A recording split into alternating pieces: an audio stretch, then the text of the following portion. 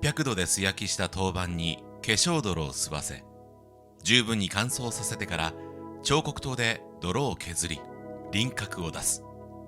そこに自ら選んださまざまな種類の釉薬をのせ、割れないように乾燥させ、窯に入れ焼き締める。焼き上がった作品に次の仕込みをし、また焼き入れる。その繰り返しだ。1200度以上の窯の中で釉薬が重なり合い、溶け合い、反発し合い、やがて一つに交わっていく。しかし何かが足りない。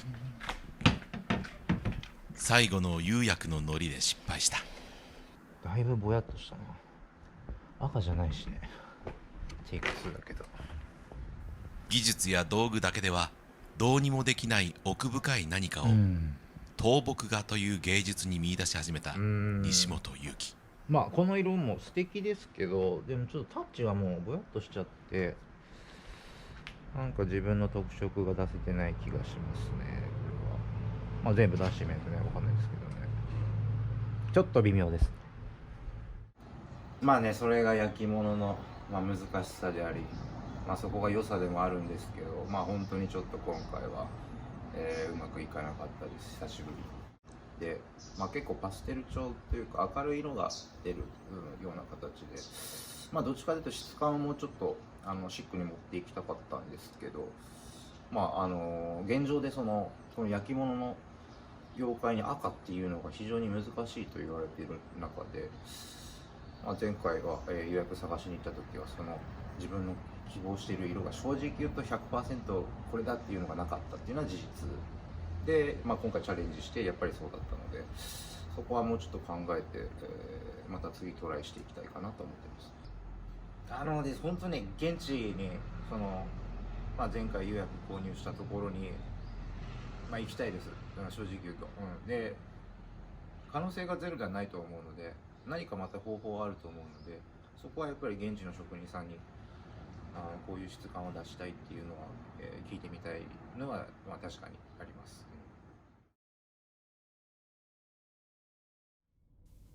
窯元と相談し、自分の出したい色を探すため、共に名古屋へ向かうことになった西本。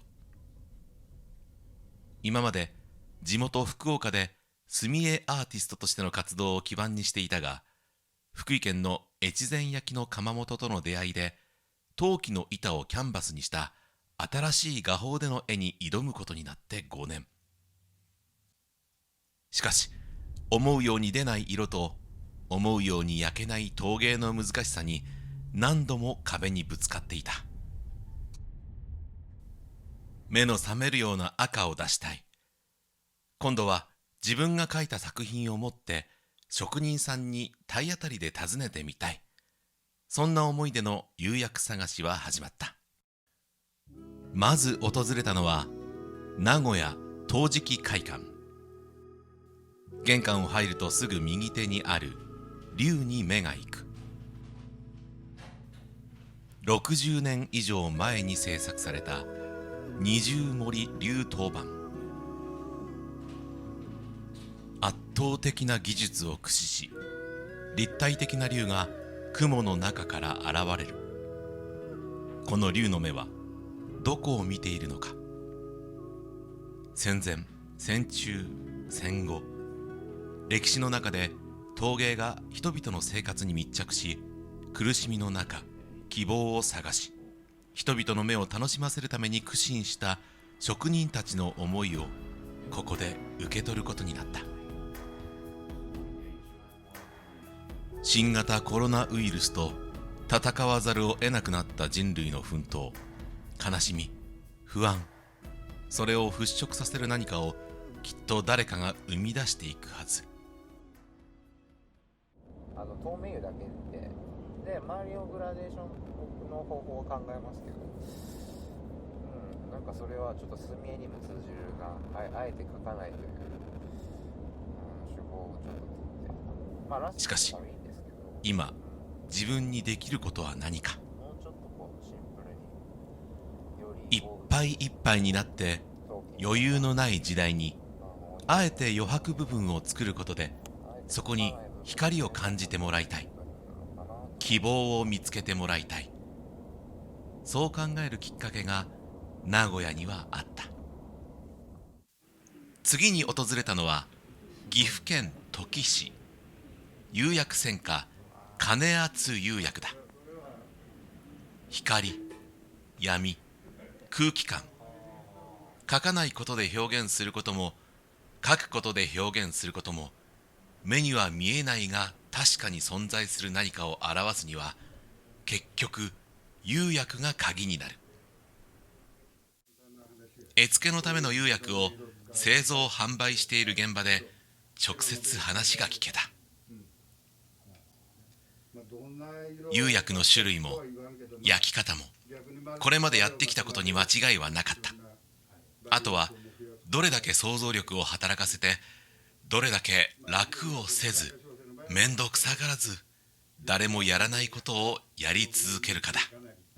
楽すればみんなと一緒のもしかできんことは確かなんで、まあその辺です。どの辺にそのこだわりを持っていくかね。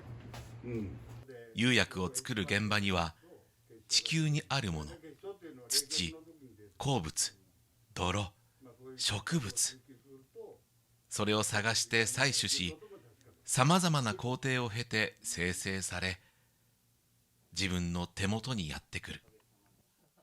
芸術の元となるこの場所への尊敬の念と、これからの制作への意欲があふれた。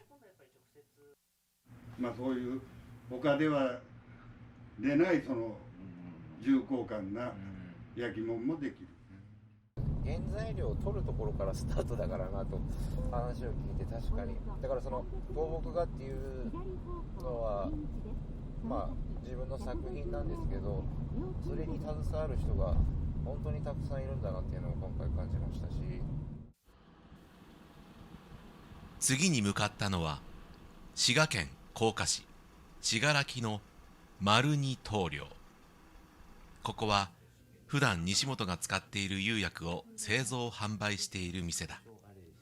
しかし実際に自分の作品をここに持ってきたことはない。今回は感謝の意味を込めて持参しお見せする。ただここに欲しい赤がないことは先般承知だ。すごい嬉しいです。うちの商品をこんな風にこんな素晴らしいものにしていただいたら赤だけ異様に高いよね、やっぱね。貴重なね。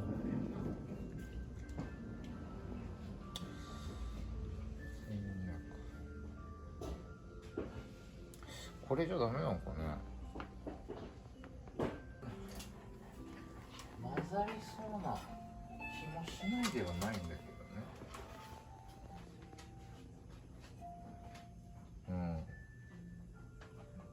本当はこれだけで使ってもらう方がいいんです。その接着力がありませんので、これをちょっと入れることによってその接着定着良くなる。全然大丈夫です。色の感じとか表貼るのとちょっと違うかもわかりませんけど、結構赤く出ると思うんです。いや、そこはもうチャレンジですからね。それはまあとりあえず1本見つけた。赤を見つけた。これで描く。こうやって人に会い、自分の思いをぶつけ、人はそれに誠意で返してくれて、今一番欲しい情報を与えてくれる。こうやってつながって初めて分かることがある。できることがある。いい作品を仕上げて、この人をびっくりさせたい、笑わせたい、幸せな気持ちになってもらいたい。素直にそう思える。まあね、やってみないとわからないけど、ただ今回のあれで色が多分すごい細かく、自分の出したいのができるんじゃないかなとほぼほぼ今確信はしてる。まだやってないんですけど、それがいけるとなると本当にいろんなものをかけそうな気が、するので。アトリエに到着し、早速赤を試す。乾きが早い。質感が今までとは違う。中心に入れた赤への思いは人への思いそのものだ。白き流雲の中にある紅一点。この日本に生まれ、伝統的な技法を知り使うことができる喜び、そしてその伝統を守り続けようとしている人々と、その素材たちを使って作品を生み出すため自分が今ここにいる。描き切って表現することが感謝の形になると信じた西本。それらすべてがこれから火の中で一つになろうとしている。あとはどんな結果になろうともそれを受け入れ、また挑む。焼き上がった1回目の本焼き、成功だ。赤が浮かび上がった。しかし雲の質感に立体感が少ない。ここにラスター釉薬をふわりと入れる。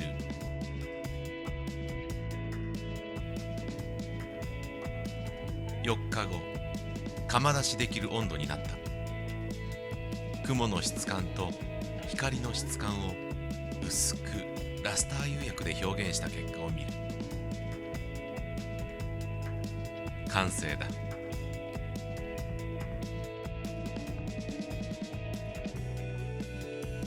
アーティスト西本祐樹の挑戦は続く。孤高の芸術家というよりも、人間を愛し、より人間らしい目線で対象物を観察し、周りの人々を巻き込んで仕事をしていく姿には